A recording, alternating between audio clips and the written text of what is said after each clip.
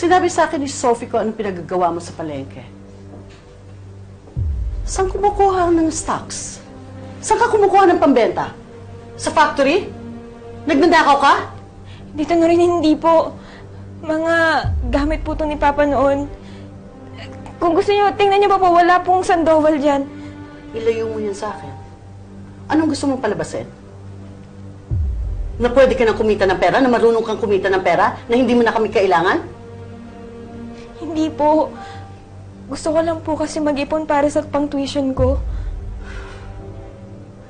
Yan na naman pag-aaral na yan eh. Ilang beses ko bang sasabihin sa'yo? Katulong ka lang namin at habang buhay kang magiging katulong! Hindi mo kailangang mag-aral para lang maglaba at maglinis. Pwede ba, tigilan mo na yung pag-aambisyon mo? Manang-mana ka sa nanay mong ambisyosa. Pareho kayong ambisyosa. Sabihin niyo na sa akin lahat ng gusto niyong sabihin, pero huwag niyo naman idama yung nanay ko. Aba? Aba? At kumukontra ka? Kinukontra mo ko sa sarili kong pamamahay? Hoy, para sabihin ko sa'yo, hindi mo ko pwedeng pigilan sa kung anuman ang gusto kong sabihin. Naiintindihan mo? Naiintindihan mo? Ha? Dito na rin nasasaktan mo. Ha? Ang daya niyong dalawa, hindi niya sinama. Ano pala itsura ni Princess? Eh, hindi nga namin nakita eh, kasi nakatalikod siya kanina eh. Ay, siya nga pala. Elfino, bakit inaabangan mo humarap si Princess kung talagang gusto mo siyang makita? Ayoko masilayan na umiiyak si Princess. Lalo lang ako malulungkot eh. Napapaisip tuloy ako. Ano kaya naging buhay niya nung nawala ako? Madalas kaya siya malungkot? Araw-araw pa rin kaya siya umiiyak? Sino naman magpapayak sa kanya? Narinig ko, mga pinsan niya. Pero mas malupit raw sa kanya yung nanay ng mga yun. Tingnan magtanda ka eh. Namimihasa ka. Ano pa hindi? Malugat! Sino? Akin na yung pera. Tago tayo! Akin na yung pera. Anong ayaw mo? Akin na. Akin na! Anong lumabang pa, ha? Siya yung malupit at tiyahin ni Princess.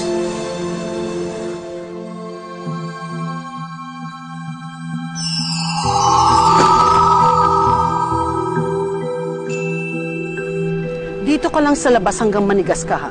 At huwag kang kakatok sa bahay dahil masasaktan ka lang.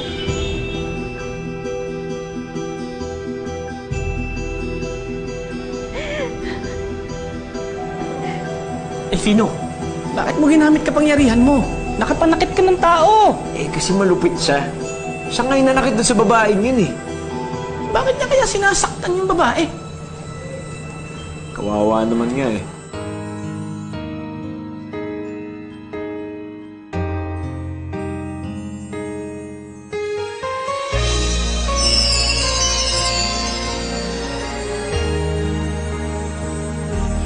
Hindi magsasawa, sabihin ko sa'yo na ikaw lang ang laman ng puso't isip ko.